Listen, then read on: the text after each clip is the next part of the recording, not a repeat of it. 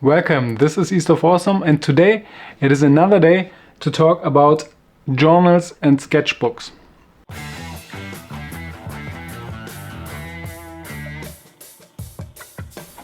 So I made a video about how I set up my journal for this year and how I carved this design into it. Together with this journal I used this little watercolor kit for mobile sketching, and I realized I didn't take it often because it is a little bit too heavy, and in the end sometimes it is a little bit too big. So I made this lovely little wooden watercolor kit, and it weighs nothing, which is very great, of course. And now I need, of course, a new sketchbook to go along with it, and I have some ideas. So this is the size that I used, the pocket-sized notebook. In the end it was a little bit too small sometimes, so I went with the bigger one. So I got a small note and sketchbook, got a bigger sketchbook, and now, me being me, of course, now I want something in the middle. I would like to make a sketchbook in form of a traveler's notebook. There's a company called Midori that makes notebooks like these, which have some rubber band strings here, and you can hang a notebook or loose sheets of paper in there. So I like this system, and I would like to make this in a in-between size. So I looked around for something, and I found a book that sits perfectly in the middle here, and I tested it. I can also take this with me just in the back pocket here, and it fits in there. So this is a good reference, something I can take with me even when I don't have a bag with me. Of course, I don't need a step in between, but it's nice to have, and something to go along with the new watercolor set. So fun little project. As I wanted to have a yellowish paper, I looked at my sketchbooks that I've stored behind there, and my drawing paper and stuff, and I found an old set of papers here that is very yellowish, off-whitish, and so I think this will fit. One thing to consider though, this is sadly it's not perfect, because first I thought I would be able to get 2 sheets out of one of these sheets, but sadly you have to consider the direction that the paper is going. You can test it with ripping it. So this is this way, and if I rip it this way, it doesn't really want to rip, and if I rip it this way, it rips much cleaner. You see the difference? So you see, this is the direction that the paper strings are going, and this is important to consider when you're making a sketchbook or a notebook or binding something. The paper has more stability in this direction, and you want it to fold easily in the direction that you're folding it. Think of it about these straw beach mats that also have a lot of straw that is just woven together like this. This means you can roll it like this, the straw mat, but you can't roll it like this. Then you would want to fold it like this, and so every page is able to fold up and down better. So in the end, this means I can't just cut it here and have 2 sheets, so I have to make one notebook sheet out of each page. Now I'm thinking if I just fold it in the middle, or if I try to be a little bit more economically and fold it something like this. I think this would be better. Then there is something left which we can perhaps do something else with. So let's figure out which size we want it exactly. A little bit smaller than this book, so I can have the binding, the leather cover around it can be a little bit bigger, and we get to a size like this, I think. Let's see, what do we have here in size? It is 11.5 centimeter or 4.5 inch. And this would be 18 centimeters or about 7 inches.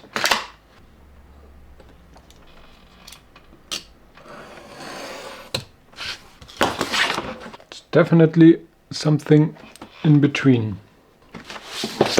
So if we want to go for this, perhaps we can mark it on the side here.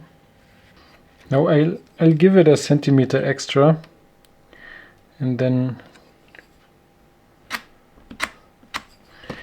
more room to cut it later. So 12 centimeter here.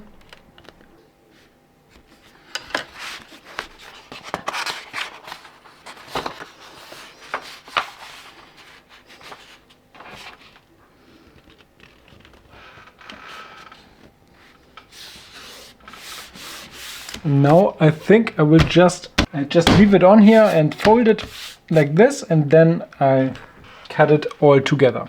That's the plan.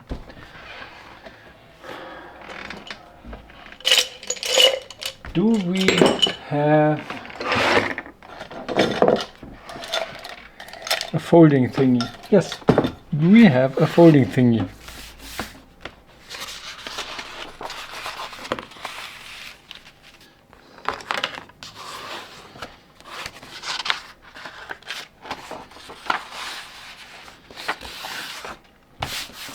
So if you're making a book or something like that, it is always better to leave room, because when you lay the sheets inside each other, this fold, it will increase, and if you want to have a clean cut on the side, then if you have room, you can then cut it all together and have a straight edge. So that's what we are trying to do now.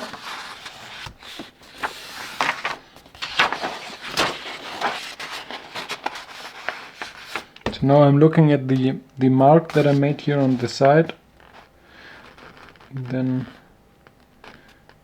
aligning it here and folding it up like that.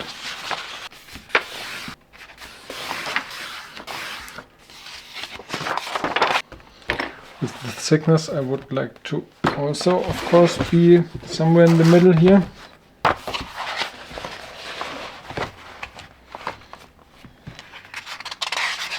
Yeah, just make all these sheets.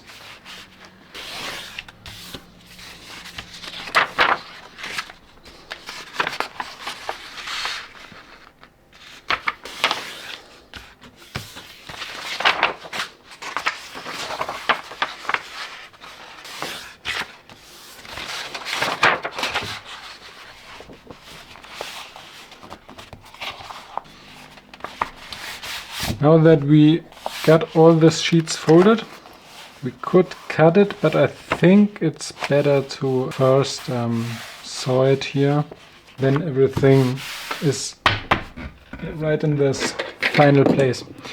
You could go with an awl or something like this and go there, but I think as it is quite thick, it's easier to go with just a nail and a hammer. So let's see, this is the end format. I think I would like to go somewhere here, and then somewhere here, here, here. Looks kind of right, doesn't need to be perfect.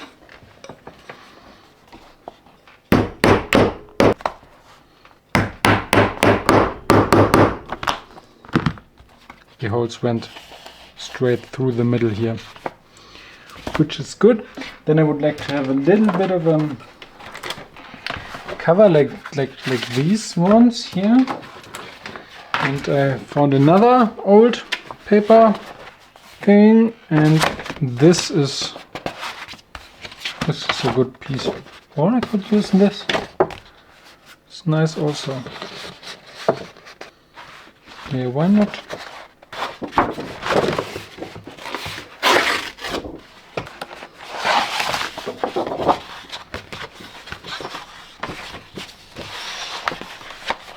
See how it would feel.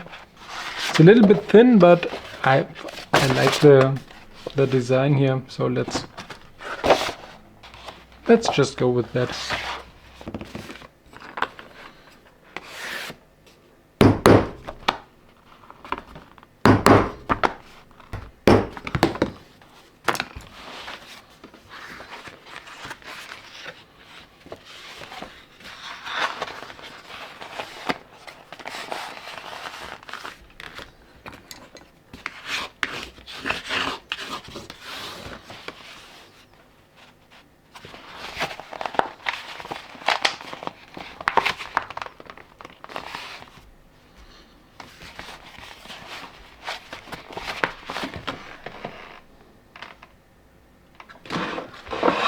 So let me get a thread.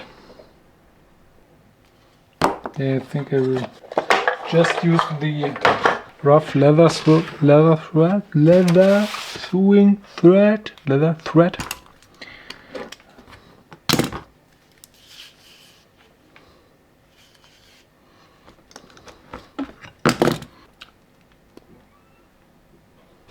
Come on, you can do it. So that's quite easy, as everything gets holding in place. That is still in there. That's not too bad. Haven't done it this way before, but it's kind of nice.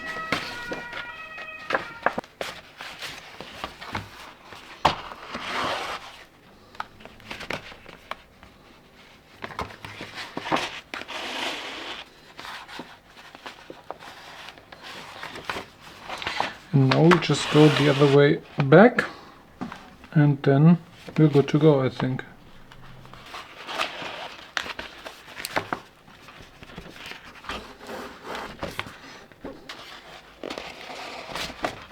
Now we have two strings on top here.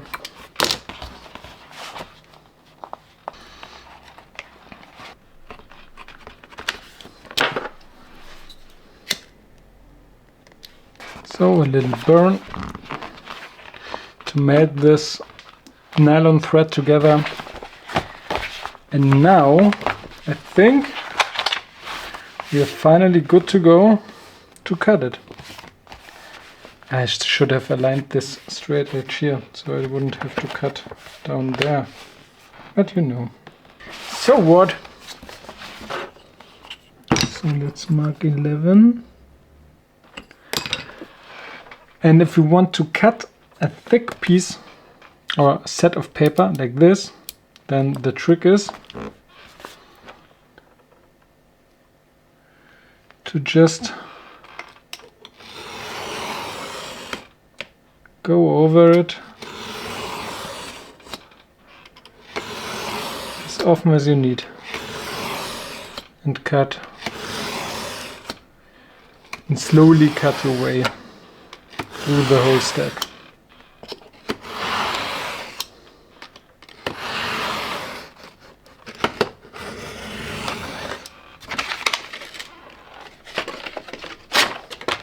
So here we go.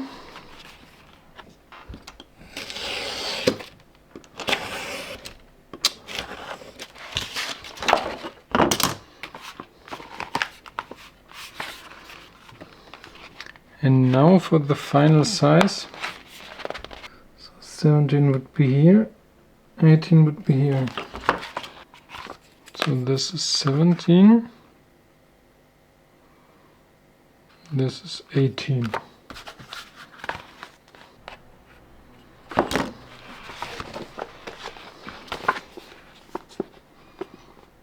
Oh, it's 17.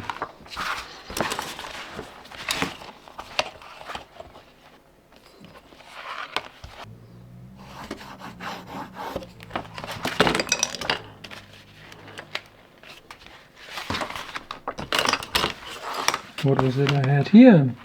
17 and a half, of course. Right in the middle.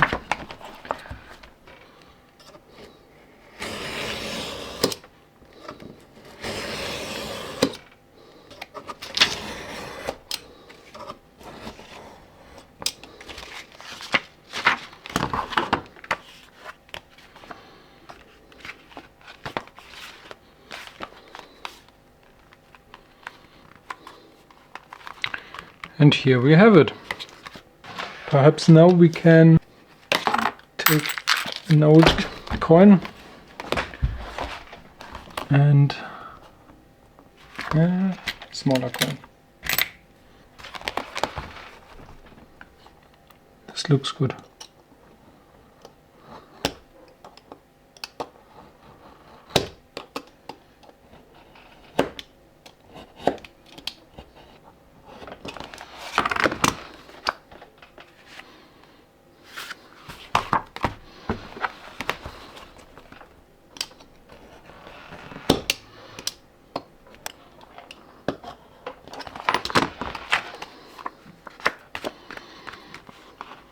I don't know, but I like these rounded corners. So, step 1 complete. Now we just need the cover. So before we move on, let's make quickly some use of the leftovers that we have. It's best to cut it here. And one of them we cut in half again.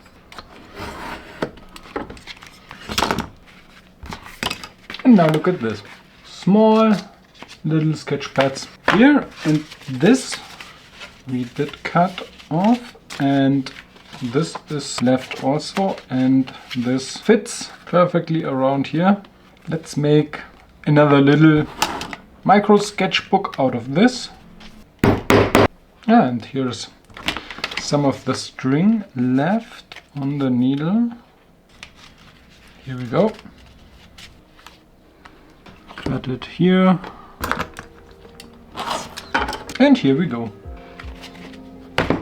So you can make use of them or give them to somebody.